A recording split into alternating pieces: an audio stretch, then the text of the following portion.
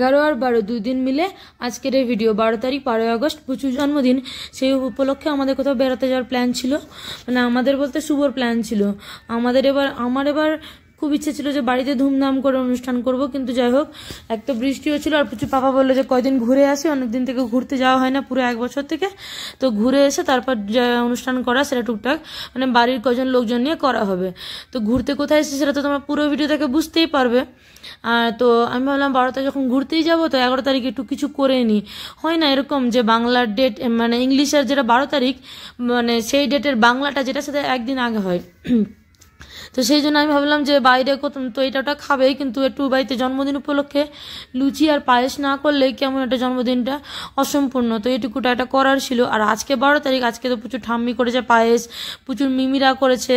তো যাই হোক আমি 11 তারিখই ওকে দিয়ে দিয়েছিলাম লুচি আর সিময়ের পায়েস, আর ওর পাপা মাটন এনেছিল ওর পছন্দের। তো এটাই খাওয়া দাওয়া, আর একবারেই দিনে রাতে রান্না করে নিয়েছিলাম, কারণ আমাদের তারপরের দিন মানে 12 তারিখ সকালে 5:30টার দিকে ট্রেন ছিল।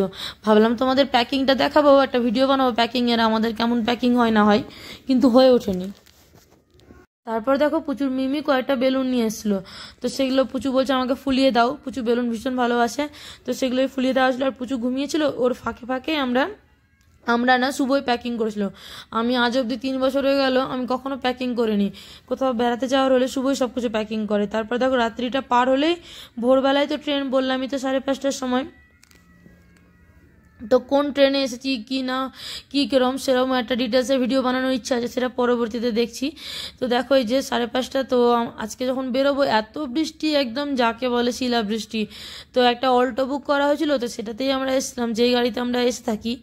তো এই যে দেখো কোনো মতনে মানে বাড়ির দরজাতেই গাড়ি এসে লেগেছিল, দিয়ে আমরা স্টেশনে এসে পৌঁছে গেছিলাম একদম। মানে মানাচ্ছিলাম ঠাকুরকে যেন গাড়িটা মানে ট্রেনটা 4 নম্বরে না লাগে, কারণ এই টাইমে 5:30টায় যেটা ট্রেন থাকে সেটা 4 নম্বরের প্ল্যাটফর্মেই লাগে। তো ভাবছিলাম আজকে যেন 1 নম্বরে লেগে যায়, কারণ ভালো লাগে না একদম অতটা সিঁড়ি, তাও আবার অত ভোর ভোর, মানে হালকা হালকা চোখে ঘুম ঘুম থাকে, আর ওই অবস্থায় উঠে আসতে হয় বাড়ি থেকে। তার উপর যদি মানে লাগেজ পুচু সবকে নিয়ে 4 নম্বরে যাওয়ার থাকে তো খুব মুশকিল হয়ে যায়। আর আগে তো 2-3টে ট্রলি হয়ে যেত, মানে যখন পুচু ছোট ছিল একটা ট্রলি ওর খাওয়ার জন্য, খাবার টাবার এটা ওটাতে লেগে যেত, একটা ট্রলিতে জামা কাপড়। তো এখন তো পুচু সব রকম আমাদের নর্মাল খাবারই খাই, তো বাই চান্সের জন্য একটা স্যালাড নিতে হয়েছে ব্যাস, আর কিছুই না। তো ওই জন্য একটা ট্রলিতে হয়ে গেছে। আর এর আগের বছর তার আগের বছর এসেছিলাম আগস্টেই, তো আগস্টে না অতটাও ঠান্ডা পড়ে না, আর আমরা সব গরম মানে ঠান্ডার কাপড় জামা এনেছিলাম, এত গরম সেগুলো মানে সোয়েট শার্ট পরতেই পারছিলাম না। তো এবার সব কিছু নর্মাল, তো একটা ট্রলিতে হয়ে গেছে। তারপর দেখো ট্রেনটা একদম কারেক্ট টাইমেই ছিল, 5:30, ট্রেন কারেক্ট টাইমেই ছিল, প্ল্যাটফর্মে সুন্দর লাগলো, কিন্তু পৌঁছাতে এত লেট করলো, জায়গা একদম 10টা বেজে গেছিলো আমাদের শিলিগুড়ি পৌঁছাতে।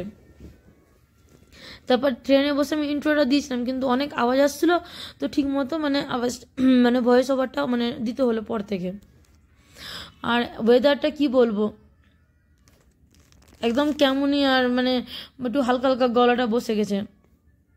তারপর দেখো এই যে ট্রেন ছেড়ে দিয়েছে মালদা থেকে, তারপর একটু টুকটাক মানে ভিডিও করে তারপর হালকা ঘুম দিয়েছিলাম, কারণ বললামই তো এটা হয়, দেখবে কোথাও যদি যাওয়ার থাকে তাও আবার 4-5টা মানে 4টে বা 5টা সময় ট্রেনের, তাহলে ঠিক মতো ঘুম আসে না। পুচু তো সারা রাত বলছিল আমি কি করে যাব, বৃষ্টি পড়ছে যে। তো এখন পুচু খুব সুন্দর কথা বলে, এরকম আমি বলছিলাম আমি কি করে যাব, বৃষ্টি পড়ছে যে। তো পুচু বাবা বলছিল আমরা জিপ গাড়ি করে যাব, ট্রেনে করে যাব, আর পুচু ট্রেনে চাপতে ভীষণ ভালোবাসে। তো যাই হোক মানে পুচু ঘুরতে ভালোবাসে, পুচুর পাপাও ঘুরতে ভালোবাসে, তা মাঝখানে আমার নাটা অতটাও ম্যাটার করে না। যাই হোক, আর যেখানে ঘুরতে এসেছি সেখানে ঘুরতে ভালো লাগে, কিন্তু রাস্তাটা মানে জার্নিটা অতটাও আমাকে ভালো লাগে না, পুরো মাথা ঝিমঝাম করে একদম কেমনই।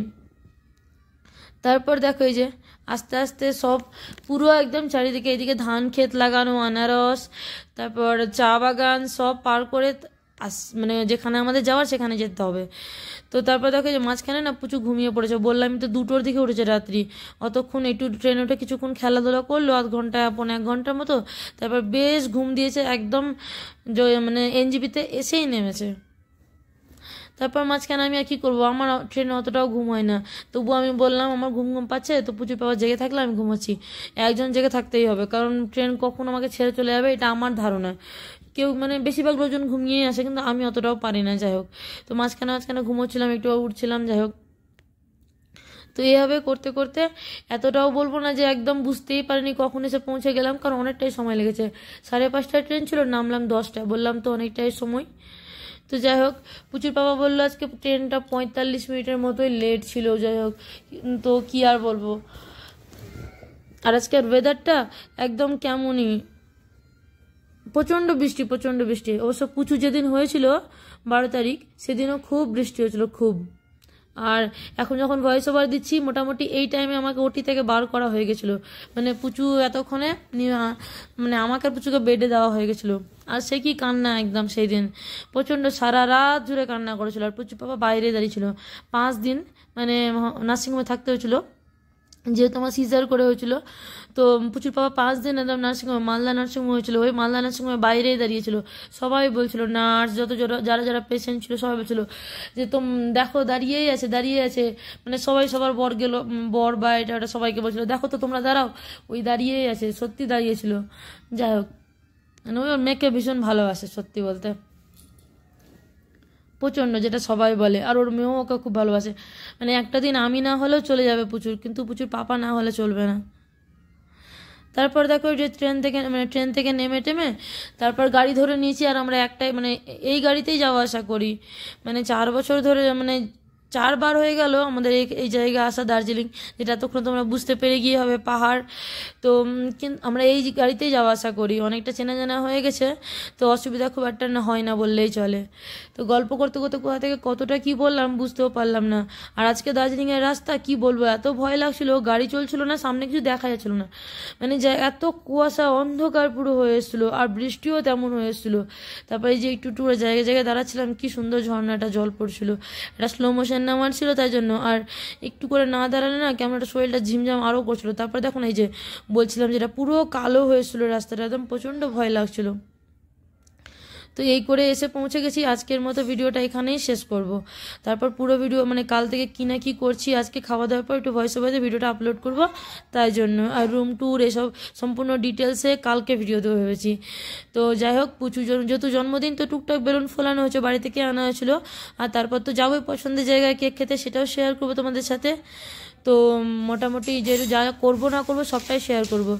তো চলো, তোমরা পুরো ব্লগটা দেখতে থাকো, আশা করি তোমাদের ভালো লাগবে। আর অনেক ভালোবাসা দিও। জানি খুব কম সংখ্যক মানুষের ভিডিও দেখে, কিন্তু একদিন না একদিন ঠিক হবে। ভালো থাকো, সুস্থ থাকো, দেখা হবে পরবর্তী ব্লগে। টাটা।